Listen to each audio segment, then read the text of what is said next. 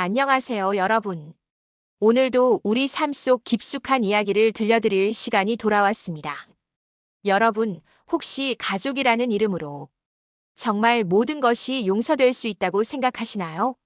언니가 3개월밖에 못 산다고. 어떻게 이럴 수가 있어? 내가 조카인 줄 알고 있었던 애가 내 남편의 아들이었고, 내가 한 이불을 덮고 자던 남자가 언니의 아들을 낳은 남자라니. 오늘 들려드릴 이야기는 한 30대 여성이 보내온 사연입니다. 그녀는 사랑하는 언니를 위해 좋은 남자를 소개해줬습니다. 하지만 그 선택이 자신의 인생을 송두리째 뒤바꿔 놓을 줄은 꿈에도 몰랐겠죠. 사랑과 배신, 그리고 가족이라는 이름으로 감춰진 충격적인 진실. 과연 어디까지가 용서의 한계일까요? 자, 그럼 지금부터 이 복잡하고도 가슴 아픈 이야기를 차근차근 들어보시죠.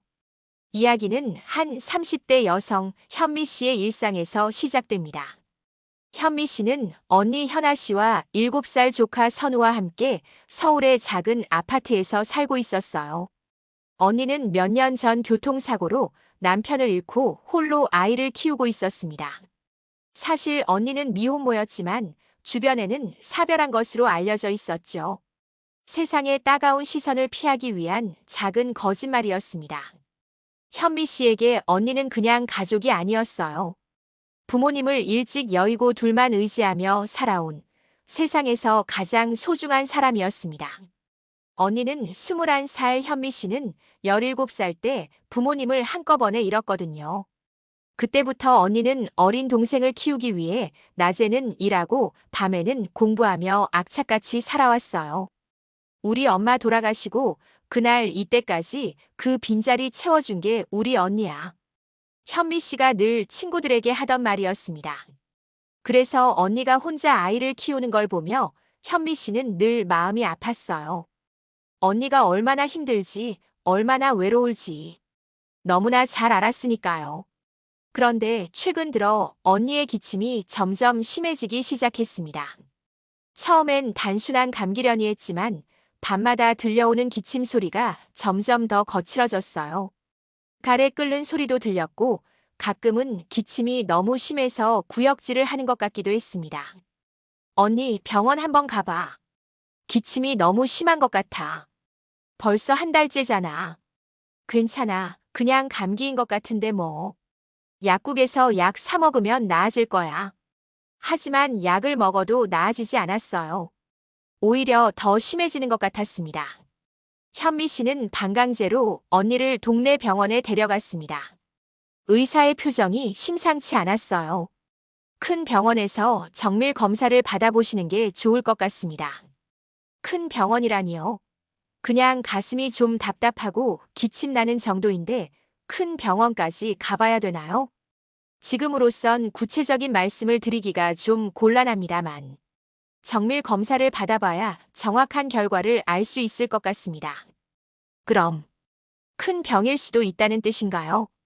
꼭 그런 건 아니지만 아무래도 한번 정밀 검사를 받아보시는 게 좋을 것 같습니다. 그날 이후 언니는 이상하게 굴기 시작했어요. 큰 병원 가는 걸 자꾸 미뤘습니다.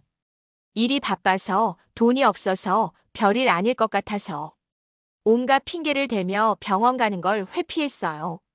현미 씨는 더 불안해졌습니다. 그리고 어느 날 밤 화장실에서 나오는 담배 냄새를 맡게 됐습니다. 새벽 2시쯤이었을 거예요. 잠에서 깨서 화장실을 가려다가 발견한 거였죠. 문틈 사이로 불빛이 새어나오고 있었고 담배 냄새가 확실했습니다. 조심스럽게 문을 열자 언니가 변기 뚜껑을 덮고 앉아서 담배를 피우고 있었어요. 언니, 담배는 언제부터 피운 거야? 언니는 깜짝 놀라며 담배를 숨겼지만 이미 늦었습니다. 선우 낳고 나서 끊어야지 했는데 잘 안 되더라고. 이거라도 물고 있어야 좀 덜 허전한 것 같고. 언니 기침도 심한데 담배는 왜 피워? 몸 더 망가뜨리려고. 괜찮아. 하루에 몇 개 안 펴. 하지만 괜찮아 보이지 않았어요. 언니의 얼굴은 점점 야위어 갔고 식욕도 없어 보였습니다. 가끔 숨쉬기 힘들다며 창문을 활짝 열어놓기도 했어요. 여러분도 경험해 보셨을 거예요. 가족이 아플 때의 그 마음. 정말 자신이 대신 아팠으면 하는 마음 말이에요. 현미 씨는 그런 마음으로 언니를 지켜보고 있었습니다. 하지만 언니는 왜 그렇게 병원 가는 걸 두려워하는 걸까요? 마치 뭔가를 숨기고 있는 것 같았습니다. 그 즈음 현미 씨는 회사 선배를 통해 한 남자를 소개받게 됩니다. 동주 씨였어요. 32세의 대학 강사로 영문학을 가르치고 있었습니다. 차분하고 신중한 성격에 키도 크고 외모도 준수했어요. 무엇보다 대화를 나눠보니 교양 있고 배려심 깊은 사람이라는 게 느껴졌습니다. 어떻게 지금까지 결혼을 안 하신 거예요? 조건도 좋으신데. 인연이 닿지 않았나 봐요. 유학 생활도 길었고 돌아와서는 일에 치여 지내다 보니. 그런데 현미 씨는요? 저도 비슷해요. 언니 도우면서 지내다 보니 제 일에만 신경 쓰게 되더라고요. 첫 만남에서 현미 씨는 이 사람이라면 괜찮겠다는 생각이 들었습니다. 정중하고 예의 바르면서도 어딘가 따뜻한 느낌이 있었거든요. 무엇보다 현미 씨가 언니와 조카를 돌보고 있다는 얘기를 했을 때 동주 씨가 진심으로 대단하다고 말해준 게 좋았어요. 가족을 그렇게 챙기는 분이라니. 정말 대단하세요. 요즘 같은 세상에 흔하지 않은 일이죠. 며칠 후 두 번째 만남을 가졌습니다. 이번에는 좀 더 편한 분위기에서 이야기를 나눴어요. 동주 씨는 일본에서 5년간 유학했다는 얘기를 했습니다. 도쿄 대학에서 영문학 석사를 마치고 돌아왔다고 했죠. 유학 생활 외롭지 않으셨어요? 처음엔 힘들었죠. 하지만 친구들도 사귀고 적응하고 나니까 괜찮더라고요. 대화는 자연스럽게 흘렀고 현미 씨는 점점 동주 씨에게 호감을 느끼기 시작했습니다. 그런데 정작 중요한 건 언니의 마음이었어요. 현미 씨가 언니를 함께 만나자고 했을 때 동주 씨는 흔쾌히 동의했습니다. 가족분을 만나는 건 당연하죠. 언제가 좋으세요? 일요일 저녁 세 사람은 강남의 한 레스토랑에서 만났습니다. 현미 씨는 언니가 선우를 데려올까봐 미리 혼자 나오라고 했어요. 처음 만나는 자리니까 부담스럽지 않게. 그런데 이상한 일이 벌어졌습니다. 언니와 동주 씨가 서로를 보는 순간 묘한 침묵이 흘렀어요.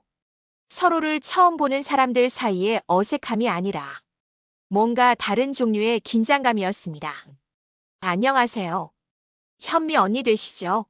한동주입니다. 네, 안녕하세요. 언니의 목소리가 떨리는 것 같았어요. 얼굴도 약간 창백해 보였습니다. 현미 씨는 언니가 긴장해서 그런가 보다 생각했죠. 언니 어때? 괜찮은 사람 같지? 식사를 마치고 나오면서 현미 씨가 물었습니다. 하지만 언니의 대답은 애매했어요. 글쎄, 나쁘지 않은 것 같은데.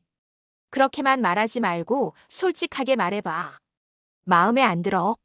아니, 그런 건 아니야. 그냥 좀 더 생각해봐야 할 것 같아. 분위기가 묘했습니다. 마치 언니와 동주 씨 사이에 뭔가 어색한 기류가 흐르는 것 같았거든요. 식사 내내 둘은 거의 눈을 마주치지 않았고 대화도 현미 씨를 통해서만 오갔습니다. 식당에서 나온 후 동주 씨가 한 말도 이상했어요. 결혼한 적도 없으면서 미망인 척 하기가 좀 그렇더라. 현미 씨는 언니가 미혼모라는 사실을 숨기고 사별한 걸로 소개했거든요. 세상의 편견을 피하기 위해서였죠. 그건 언니가 원했던 거잖아. 아무리 솔직한 게 좋아도 미혼모라고 소개하는 것보다 낫지 뭐. 언니가 얼마나 힘들게 선우 키웠는데. 그렇긴 하죠. 이해합니다. 하지만 뭔가 동주 씨의 표정에서 묘한 느낌을 받았어요. 마치 언니에 대해 뭔가 더 알고 있는 것 같은. 아니, 그냥 기분 탓이겠죠? 현미 씨는 그렇게 생각하려고 했습니다. 교제가 시작되면서 현미 씨는 점점 이상한 것들을 발견하기 시작했습니다. 동주 씨가 현미 씨보다 언니를 더 챙기는 것 같았거든요. 데이트를 하다가도 언니는 괜찮으세요? 기침은 좀 나아지셨나요? 라고 먼저 물어봤고 집에 놀러 왔을 때도 언니가 기침하면 재빨리 물을 떠다 주곤 했습니다.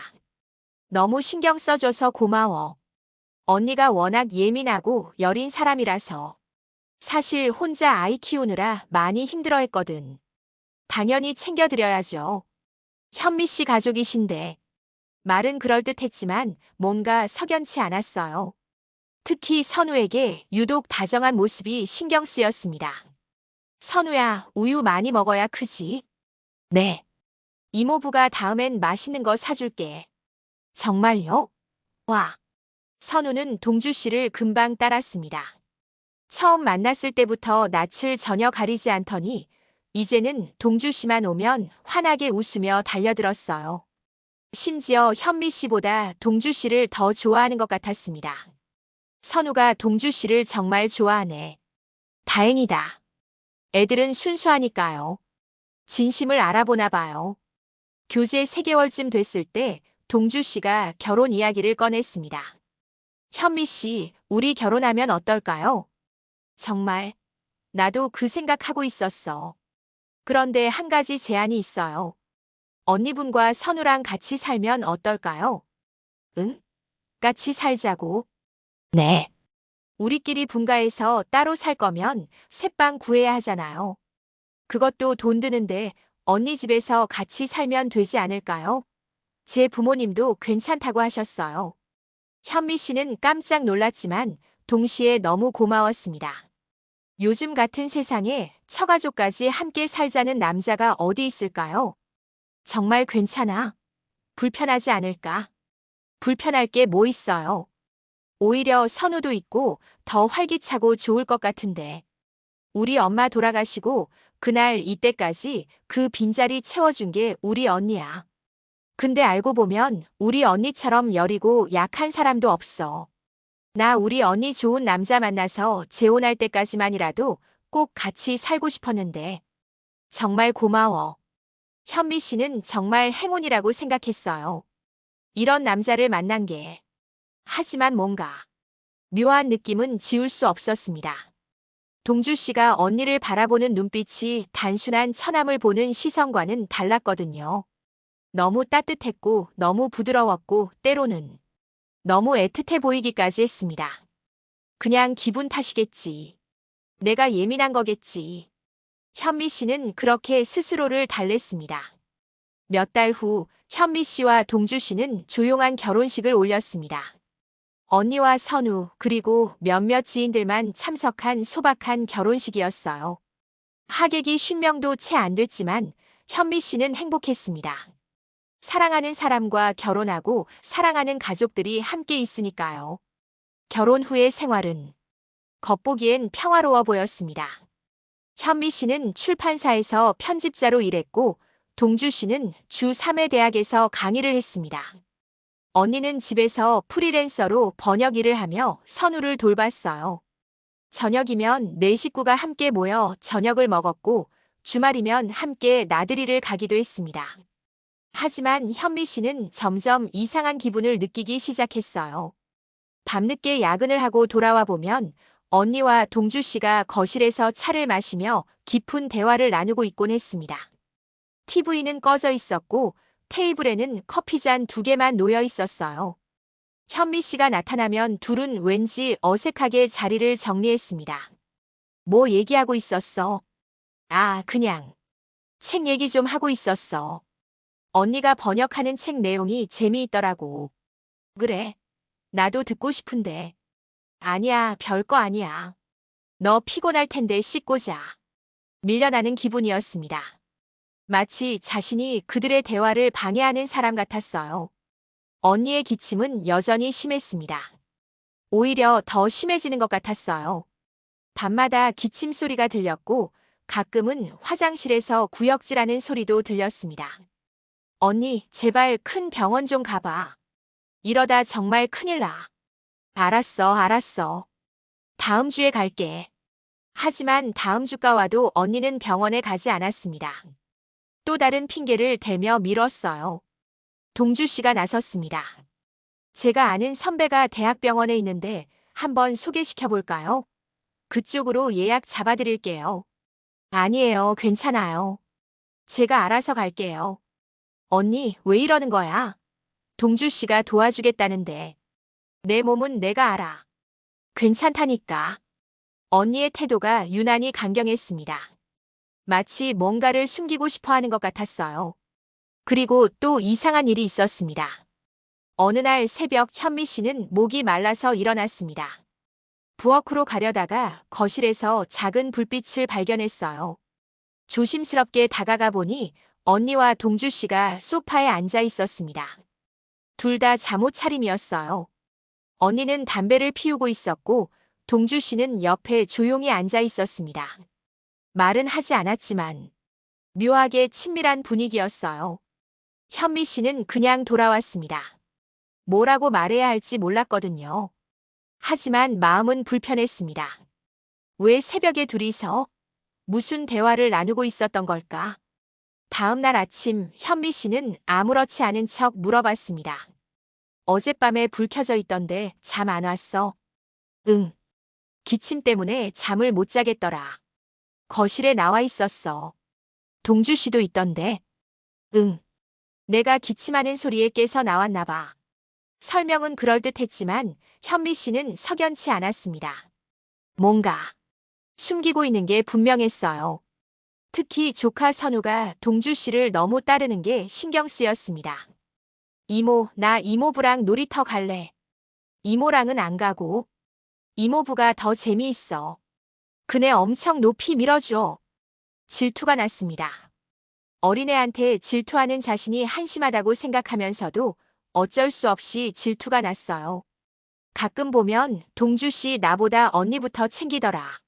그러면 나 질투한다. 현미 씨가 농담처럼 말했지만 속마음은 진짜였어요. 미안해. 앞으로 조심할게. 동주 씨는 미안하다고 했지만 행동은 크게 달라지지 않았습니다.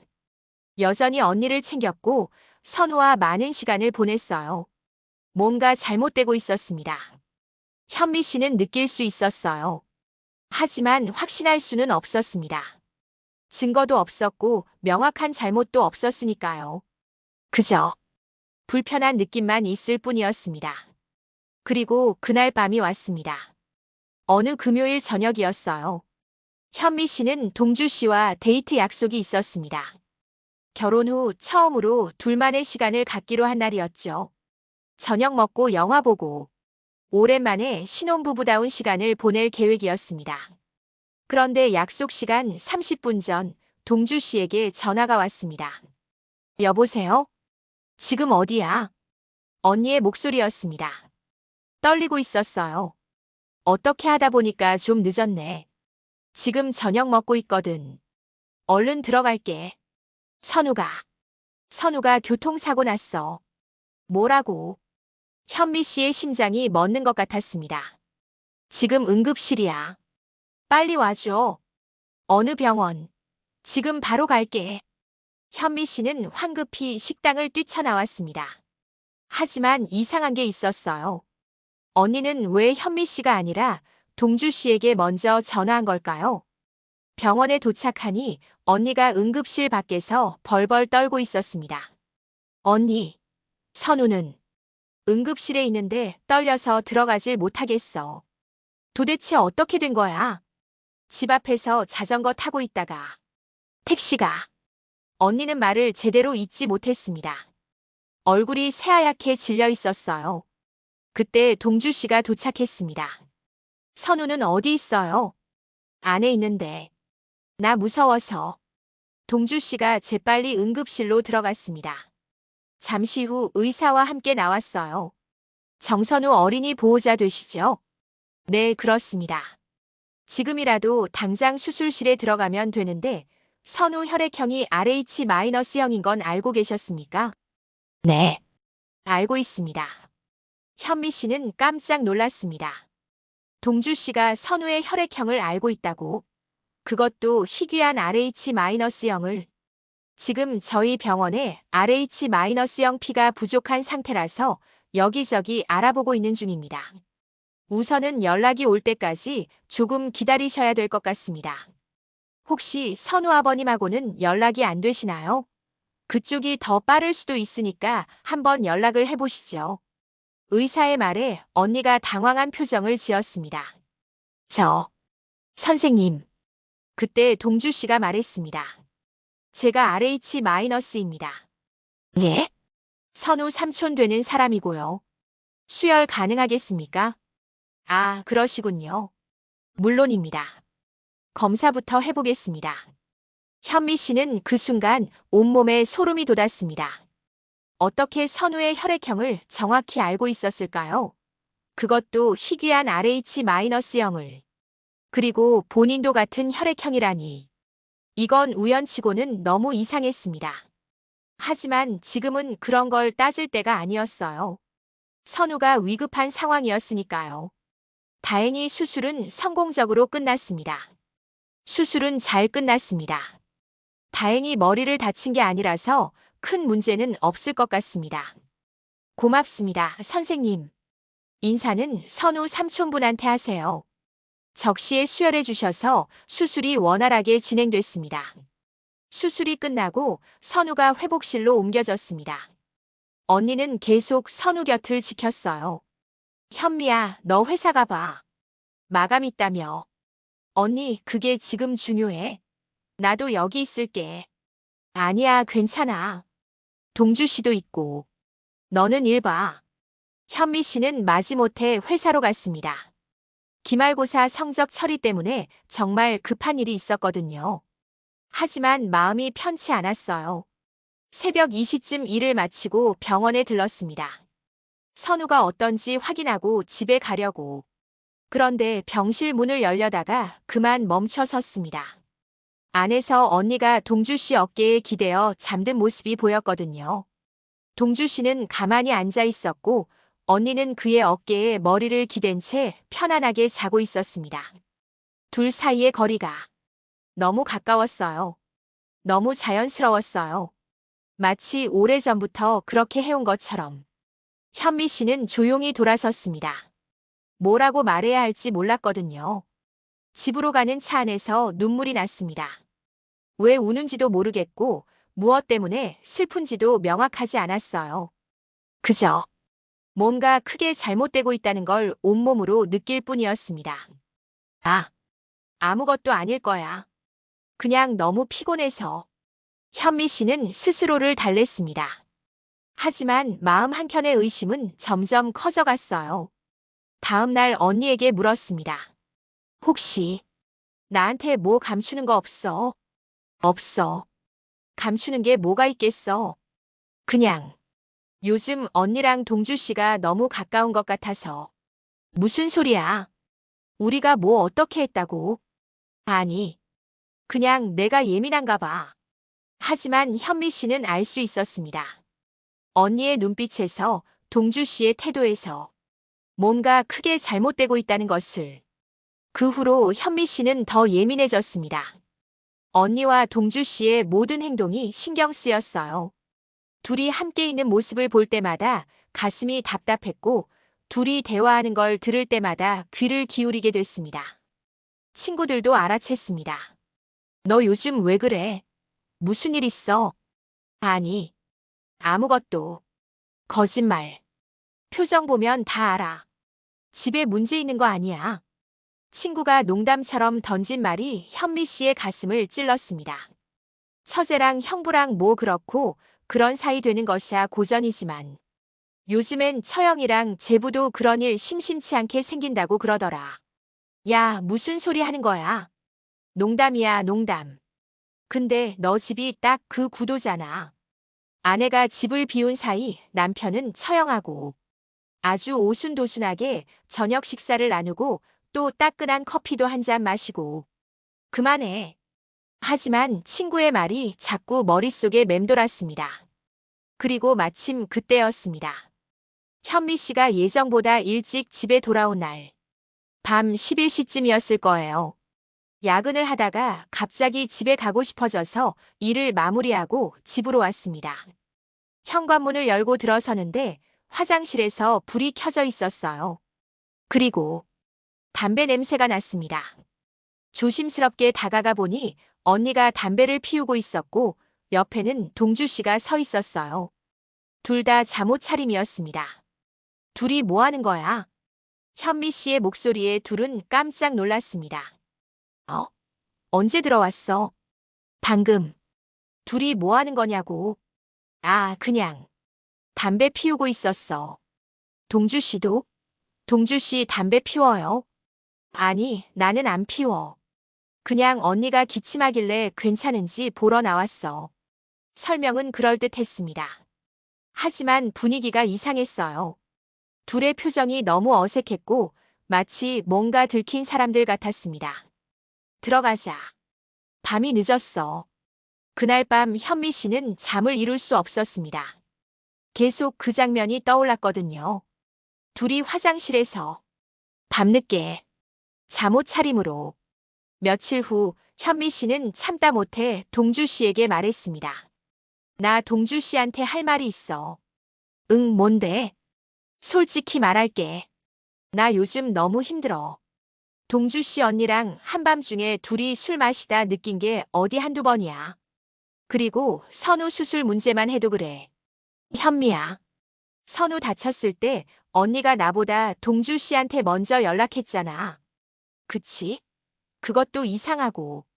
게다가 동주 씨는 어떻게 선우 혈액형을 알고 있었어.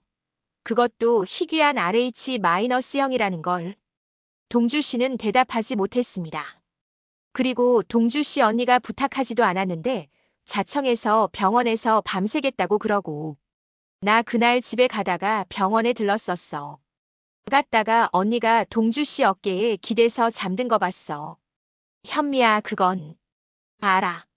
물론 아무 사이 아니라도 그럴 수 있다는 거. 나 스스로도 그렇게 생각하려고 노력했어. 하지만 내가 무슨 말 하려는 건지 동주 씨 이해하겠지. 침묵이 흘렀습니다. 긴 침묵이었어요. 아무리 그렇다고 해도 그게 나나 처형 앞에서 할 소리야. 동주 씨가 화를 냈습니다. 왜 내 탓만 하는 거냐고. 내가 얘기했잖아. 내가 생각해도 정말 치사하고 유치하다고. 하지만 자꾸 막 그런 생각이 드는 걸 어떡해. 그러면 출장 갔다 와서 당장 분가하자고. 우리가 나가든 처형이 나가든 당장 분가하자고. 내가 지금 분가하자고 이런 얘기하는 게 아니잖아. 그럼 도대체 뭐야? 다시 지금 왜 나한테 화내는 건데? 내가 뭐 없는 소리 지어내기라도 했어. 결국 큰 싸움이 벌어졌습니다. 결혼 후 처음으로 크게 다퉜어요. 현미 씨는 울면서 소리쳤고 동주 씨는 답답해하며 아무 말도 하지 못했습니다. 다음 날 현미 씨는 3일간의 출장을 떠났습니다. 지방에 있는 작가를 만나러 가는 출장이었어요. 떠나면서 동주 씨에게 말했습니다. 출장 다녀올게. 그동안 생각 좀 해봐. 우리 앞으로 어떻게 할지. 출장은 힘들었습니다. 일에 집중하려고 했지만 자꾸 집 생각이 났어요. 언니와 동주 씨가 지금 뭘 하고 있을까? 혹시 둘이 또. 아니야, 그럴 리 없어. 현미 씨는 고개를 저었습니다. 3일 후 서울로 돌아왔습니다. 집에 가기 전에 동주 씨 연구실에 들르기로 했어요. 미리 전화해서 만나자고 했거든요. 그런데 동주 씨가 강의 중이라 좀 기다려야 한다고 했습니다. 조교가 연구실 문을 열어줬어요. 교수님 곧 오실 거예요. 안에서 기다리세요. 네, 감사합니다. 연구실에 들어가 기다리는데 책상 위에 서류가 어지럽게 쌓여 있었습니다. 정리 좀 해놔야겠다 싶어서 서류를 정돈하다가 그만 한 장의 사진이 바닥에 떨어졌습니다. 사진을 집어들고 보는 순간 현미 씨의 심장이 멎는 것 같았습니다. 사진 속에는 젊은 시절의 언니와 동주 씨가 있었습니다. 둘이 다정하게 어깨를 나란히 하고 웃고 있었어요. 배경은 일본의 어느 거리 같았습니다. 손이 떨렸습니다. 사진을 더 자세히 보니 뒷면에 날짜가 적혀 있었어요. 2018년 3월 도쿄에서. 2018년. 그때 동주 씨가 일본 유학 중이었을 때입니다.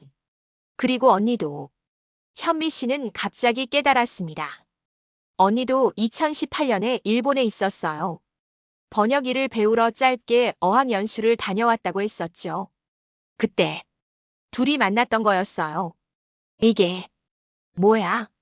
현미 씨는 사진을 들고 그대로 서 있을 수밖에 없었습니다. 그때 문이 열리며 동주 씨가 들어왔습니다. 미안, 강의가 좀 길어져서. 어? 동주 씨는 현미 씨가 들고 있는 사진을 보고 얼어붙었습니다. 이게 뭐야, 동주 씨? 그건 왜 언니랑 일본에서 찍은 사진이 여기 있는 거야? 둘이 아는 사이였어. 동주 씨는 대답하지 못했습니다. 그 침묵이 모든 걸 말해주고 있었어요. 현미 씨는 더 이상 참을 수 없었습니다. 집으로 달려갔습니다. 언니, 언니. 언니는 거실에 있었습니다. 선우는 유치원에 가고 없었어요. 왜 그래? 무슨 일 있어? 현미 씨는 사진을 언니 앞에 던졌습니다. 이게 뭐야? 설명 좀 해봐. 언니는 사진을 보고 얼굴이 하얗게 질렸습니다. 현미야, 둘이 아는 사이였던 거야? 일본에서 만났던 거야? 그럼 나한테 동주 씨 소개시켜달라고 했을 때 이미 알고 있었던 거야? 아니야, 그게 아니라. 그럼 뭐야? 어서 말해봐. 언니는 한참 동안 말이 없었습니다. 그리고 천천히 입을 열었습니다. 미안해.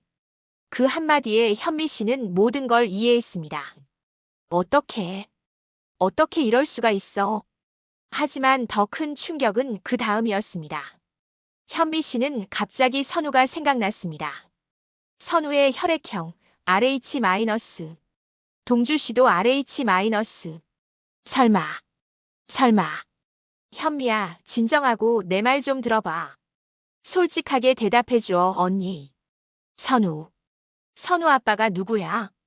언니는 고개를 숙였습니다. 그 사진 속에 있는 사람. 그 사람이야? 현미야. 아니지. 언니, 내가 오해하고 있는 거지. 그렇지? 대답해봐. 하지만 언니의 눈에서 눈물이 흘러내렸습니다. 미안해, 현미야. 세상이 무너지는 것 같았습니다. 어떻게 이럴 수가 있어? 어떻게? 현미 씨는 바닥에 주저앉았습니다.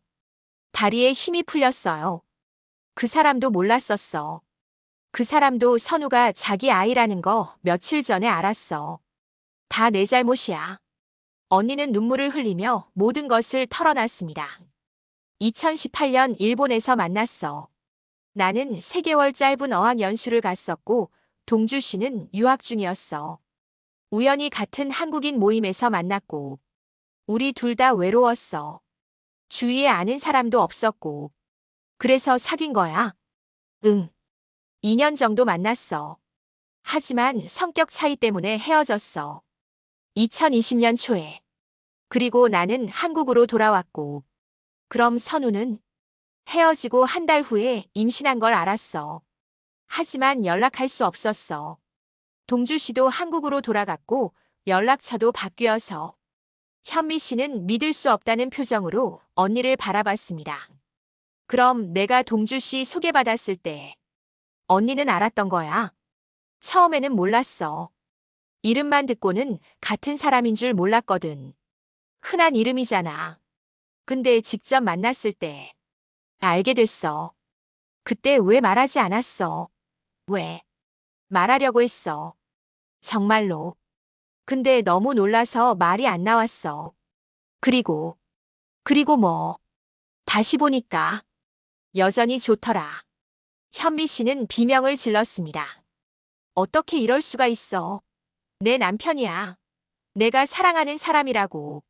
그런데 언니가 그 사람의 옛 연인이었고 선우의 엄마였다고. 미안해, 정말 미안해. 미안하다고 끝나는 게 아니잖아. 어떻게 이럴 수가 있어? 내 조카인 줄 알고 있었던 애가 내 남편의 아들이었고 내가 한 이불을 덮고 자던 남자가 언니의 아들을 낳은 남자라니. 현미 씨의 절규가 집안을 가득 메웠습니다. 이웃집에서 들릴 정도로 큰 소리였어요. 그때 현관문이 열렸습니다. 동주 씨였어요. 현미야, 당신도 알았어? 언제부터? 나는 선우 수술 때 알았어. 수혈하면서 확인했어. 그럼 그때부터 알고 있었으면서 나한테 말 안 한 거야? 한 달 넘게. 동주 씨는 고개를 숙였습니다. 미안해. 미안하다고 다야? 미안하다는 말로 이게 해결돼? 현미 씨는 울면서 소리쳤습니다. 그리고 그 순간 또 다른 사실이 떠올랐어요. 그럼 결혼하고 나서 둘이 자꾸 가까이 지낸 건 옛 감정 때문이었어.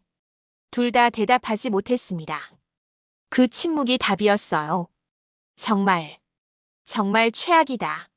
나한테 이럴 수가 있어. 하지만 충격은 여기서 끝이 아니었습니다. 현미야, 앉아. 너한테 할 말이 더 있어. 언니가 조심스럽게 말했습니다. 뭔데? 더 있어? 이것보다 더한 게 뭐가 있는데? 나 얼마 못 살아. 뭐라고? 말기 폐암이야. 의사가 오래 버티면 3개월이래. 현미 씨는 멍하니 언니를 바라봤습니다. 무슨 말인지 이해가 안 됐어요. 지금 뭐라고 했어? 3개월 전에 진단받았어. 그때 동네 병원에서 큰 병원 가라고 했을 때. 그때 갔다가 알게 됐어.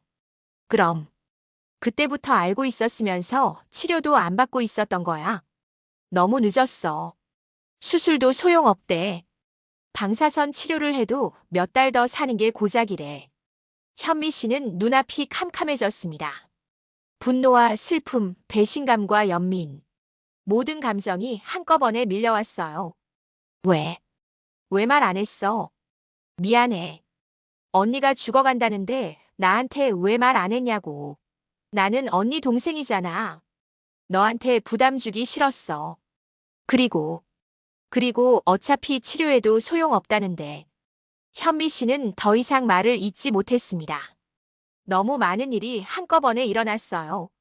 머리가 터질 것 같았습니다. 그날 밤 현미 씨는 집을 나왔습니다. 친구 집에서 하룻밤을 보냈어요. 집에 있을 수가 없었거든요. 언니 얼굴도 동주 씨 얼굴도 보기 싫었습니다. 며칠 후 언니가 쓰러졌습니다. 엄마, 엄마. 선우의 울음소리에 현미 씨가 급히 달려갔어요.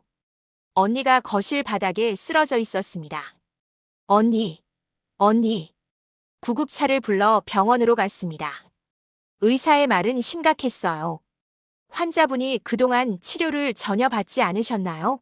상태가 너무 안 좋습니다. 지금이라도 입원하셔서 항암 치료를 시작하시는 게 지금에도 소용있나요? 솔직히 말씀드리면 많이 늦었습니다. 하지만 통증 관리라도 해드려야. 현미 씨는 무너졌습니다. 언니가 정말 죽어간다는 게 비로소 실감이 났어요. 병실에서 언니가 눈을 떴습니다. 미안해, 현미야. 언니, 왜 그랬어? 도대체 무슨 생각으로 치료를 안 받겠다고 그런 거야? 괜히 너랑 동주 씨한테 부담만 주는 일이야. 어차피. 그럼 선우는? 선우한테는 미안하지도 않아. 언니는 눈물을 흘렸습니다. 미안해. 정말 미안해. 며칠 후 언니는 퇴원하고 싶다고 했습니다. 당분간 병원에 있자. 치료라도 받고. 아니야. 얼마 남지도 않았는데 병원에서 보내기 싫어. 집에 가고 싶어. 언니, 부탁이야. 내가 하자는 대로 좀 해줘. 결국 언니는 집으로 왔습니다. 하지만 집에서도 편해 보이지 않았어요. 기침은 더 심해졌고 숨쉬기도 힘들어했습니다.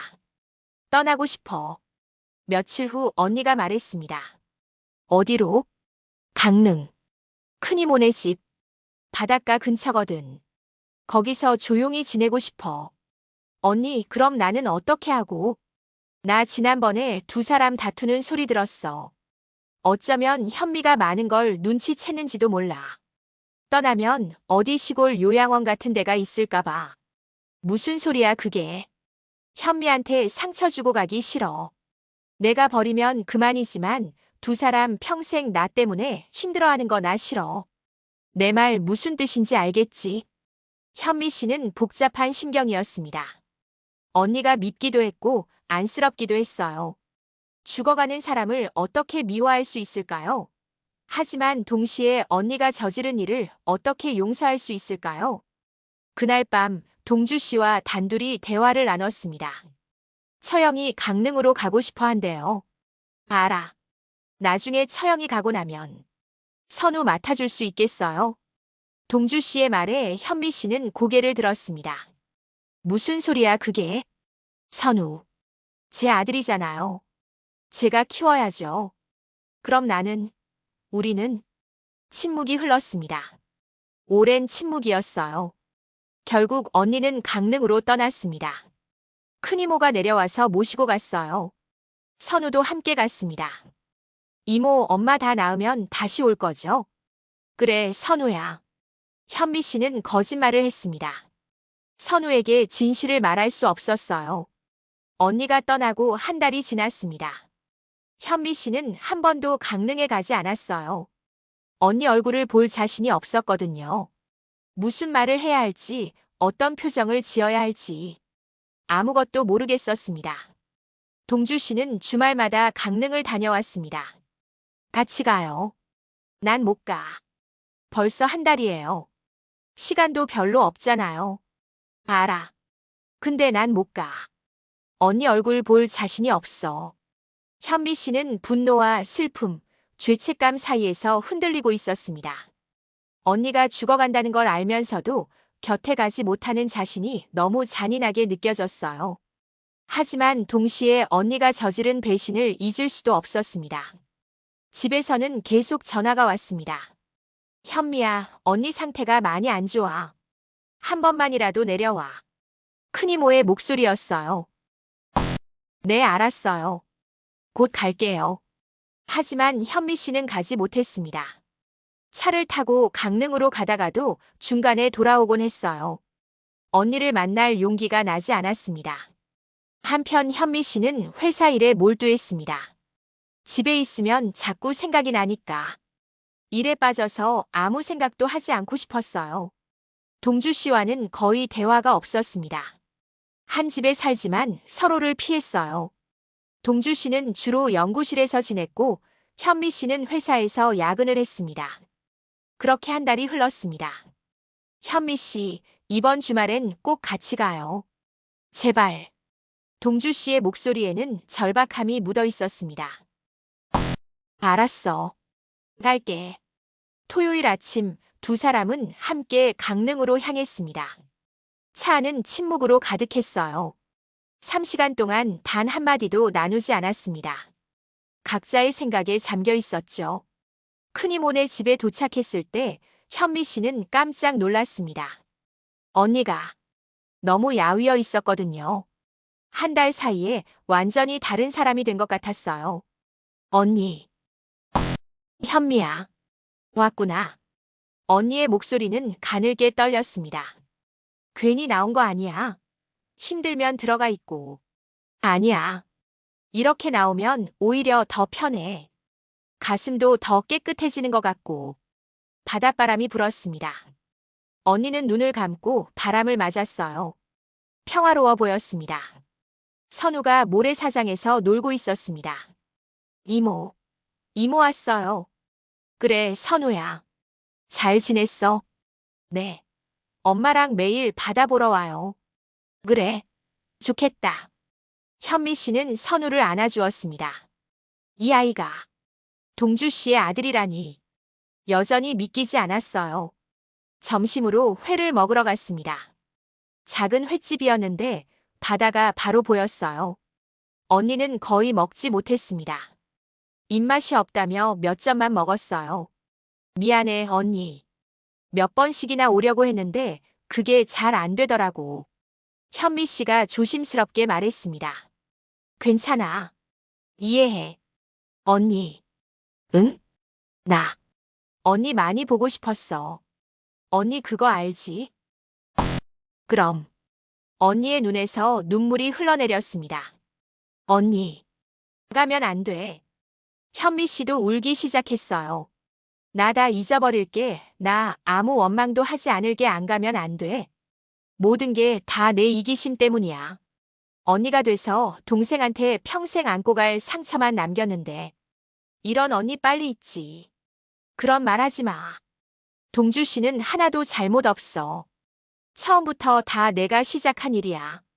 나만 용서해주면 돼. 나만. 두 자매는 바닷가에서 한참을 울었습니다. 동주 씨는 조금 떨어진 곳에서 선우와 함께 모래성을 쌓으며 두 사람을 지켜봤어요. 해가 지기 시작했습니다. 노을이 바다를 붉게 물들였어요. 현미야. 응. 나. 행복했어. 너랑 함께한 시간들. 정말 행복했어. 나도. 미안해. 정말 미안해. 알아. 이제 그만 미안해하고 편히 쉬어. 돌아오는 길 동주 씨가 말했습니다. 고마워요. 와줘서. 응. 그것이 언니와 나눈 마지막 대화였습니다. 2주 후 언니는 세상을 떠났습니다. 3개월이라던 시간도 채우지 못했어요. 큰이모네 집에서 조용히 눈을 감았습니다. 곁에는 동주 씨와 선우가 있었어요. 현미 씨가 도착했을 때는 이미 늦었습니다. 언니. 언니. 하얗게 누워있는 언니를 보며 현미 씨는 오열했습니다. 화도 났고 슬프기도 했고 후회도 됐어요. 더 일찍 올 걸. 더 많이 대화할 걸. 더 많이 안아줄 걸. 장례는 조용히 치러졌습니다. 친척들과 몇몇 지인들만 참석했어요. 현미 씨는 장례식 내내 눈물 한 방울 흘리지 못했습니다. 너무 많이 울어서 더 이상 눈물이 나오지 않았거든요. 선우는 엄마가 떠났다는 걸 이해하지 못하는 것 같았습니다. 이모, 엄마 언제 와요? 선우야, 엄마는 이제 안 와. 왜요? 아직 안 나왔어요? 엄마는 하늘나라에 가셨어. 하늘나라? 거기가 어디예요? 현미 씨는 대답할 수 없었습니다. 어떻게 설명해야 할까요? 장례를 마치고 3개월이 지났습니다. 그 사이 현미 씨는 많은 생각을 했습니다. 언니를, 동주 씨를, 선우를, 그리고 자신의 미래를. 어느 주말 저녁 현미 씨는 동주 씨에게 말했습니다. 우리 헤어져. 동주 씨는 놀라지 않았습니다. 예상했다는 표정이었어요. 알았어요. 그동안 많이 생각했어. 언니 보내고 3달 동안 하루에도 몇 번씩 내 자신을 다잡으려고 했었어. 언니가 남긴 마지막 부탁도 있었고, 선우를 위해서라도 우리가 함께 있어야 한다고 생각했어. 현미 씨. 근데 나 자신이 없어. 당신 얼굴 볼 때마다 언니 생각밖에 나질 않아. 그렇게 언니를 보낸 죄책감을 잊을 자신도 없고. 현미 씨는 울지 않으려고 애썼지만 눈물이 흘러내렸습니다. 그리고 솔직히 말할게. 웃는 낯으로 선우를 키울 자신도 없어. 선우 보면 자꾸 언니 생각나고 언니 생각하면 당신이랑의 일들이 떠오르고 난 못하겠어. 이해해요. 미안해. 정말 미안해. 나도 노력했어. 정말 노력했는데. 아니에요. 제가 미안하죠. 모든 게 제 잘못이에요. 동주 씨도 눈물을 흘렸습니다. 선우는 제가 키우겠습니다. 늦었지만 이제라도 아버지 역할을 해야죠. 그래. 현미 씨는 어떻게 할 거예요? 모르겠어. 일단 회사 그만두고 잠깐 쉬려고. 여행이라도 다녀올까 해. 좋은 선택인 것 같아요. 두 사람은 그렇게 헤어졌습니다. 싸우지도 욕하지도 않았어요. 그저 조용히 이별했습니다. 몇 개월 후 이 사연은 한 방송 프로그램에 소개되었습니다. 스튜디오에는 전문가들이 앉아 있었고 현미 씨와 동주 씨가 각각 출연했어요. 정말 복잡하고 어려운 사연이네요. 진행자가 말했습니다. 한동주 씨, 왜 그 당시 처형과의 관계를 부인에게 말씀하시지 않았습니까? 많이 혼란스러웠습니다. 어떤 선택을 해도 후회할 수밖에 없는 그런 입장이었으니까요. 동주 씨가 대답했습니다. 처형과의 과거를 밝혔다면은 아마 저는 파혼했을 겁니다. 하지만 더 중요한 건 처형과 이 사람 모두 큰 상처를 안게 될 거라는 점이었습니다. 과거를 알게 됐을 때 받게 될 상처는 그보다 훨씬 더 클 거라는 생각은 못 하셨나요? 전문가가 날카롭게 지적했습니다. 맞습니다. 제 판단이 잘못됐습니다. 그 당시 정연아 씨, 그러니까 처형되시는 분에 대한 한동주 씨의 감정은 어땠어요? 가끔 처형 생각이 날 때가 있었습니다. 하지만 그 생각이라는 것이 처형만큼 절실했던 거는 아니었습니다. 잠깐만요. 처형만큼 절실하지 않았다는 게 무슨 뜻입니까? 그러니까 처형께서 계속 한동주 씨를 잊지 못했다는 얘긴가요? 적어도 저에겐 그렇게 표현했습니다. 물론 전 그 감정을 묻어달라고 부탁을 했습니다. 제겐 이 사람이 있었으니까요. 그럼 일이 여기까지 오게 된 건 순전히 처형되시는 분의 일방적 감정 때문이란 뜻입니까? 그런 건 아닙니다.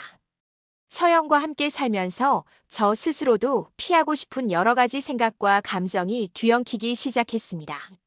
그럴 때마다 제 자신이 부끄러웠고 이 사람 볼 낯이 없어졌습니다. 현미 씨 차례가 되었습니다. 정현미 씨 정말 힘드셨겠어요. 어떤 심정이셨나요? 말로 표현하기 어렵습니다. 배신감, 분노, 슬픔, 죄책감. 모든 감정이 한꺼번에 밀려왔어요. 언니를 용서하셨나요? 모르겠어요. 용서했다고 생각했는데 가끔은 여전히 화가 나요. 하지만 언니가 없으니까 그리워지기도 하고. 현미 씨의 목소리가 떨렸습니다. 남편분과는 완전히 헤어지신 건가요? 네. 이혼 절차를 진행 중입니다. 선우 군은요? 선우는 아빠가 키우기로 했어요. 저는 못 키우겠더라고요. 전문가가 입을 열었습니다. 정현미 씨, 남편과 언니에 대한 상반된 감정 속에서 정현미 씨가 스스로 판단할 수 있는 건 아무것도 없었던 것처럼. 사실 이 자리에 앉아있는 저희들도 당혹스럽긴 마찬가지입니다. 다만 한 가지 말씀드릴 수 있는 것은 돌아가신 언니 정연아 씨의 빈자리는 정현미 씨 혼자서 감당할 짐이 아니라는 겁니다. 거기엔 남편 한동주 씨의 목도 있고 선우 군의 목도 분명히 있습니다. 정현미 씨, 아무리 깊은 증오심 죄책감이라 해도 시간이 지나면 잊혀지게 마련입니다. 지금 당장은 힘이 드시더라도 조금 먼 장래를 생각하신다면 보다 현명한 해법을 찾을 수 있을 거라고 생각을 합니다. 하지만 현미 씨는 고개를 저었습니다. 감사합니다. 하지만 저는 제 선택을 후회하지 않아요. 이게 저에게는 최선이에요. 방송 후 시청자 투표가 진행됐습니다. 이혼 반대 37.4%, 이혼 찬성 62.6%. 많은 사람들이 현미 씨의 선택을 지지했습니다.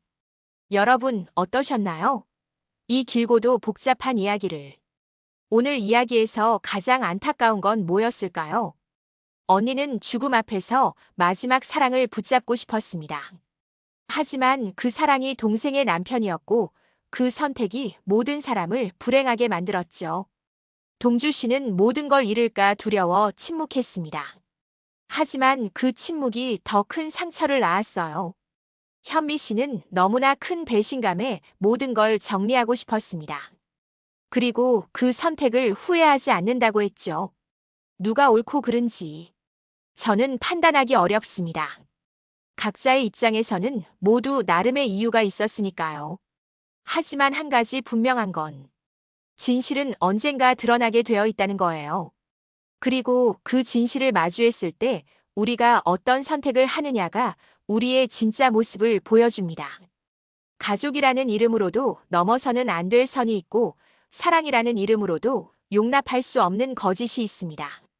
죽음 앞에서도 지켜야 할 도리가 있고 사랑한다고 해서 모든 게 허용되는 건 아니에요. 하지만 동시에 용서와 이해라는 것도 분명히 존재합니다. 현미 씨가 마지막 순간 언니를 용서했듯이 우리도 때로는 용서할 줄 알아야 해요. 그게 상대방을 위한 것이 아니라 우리 자신을 위한 거니까요.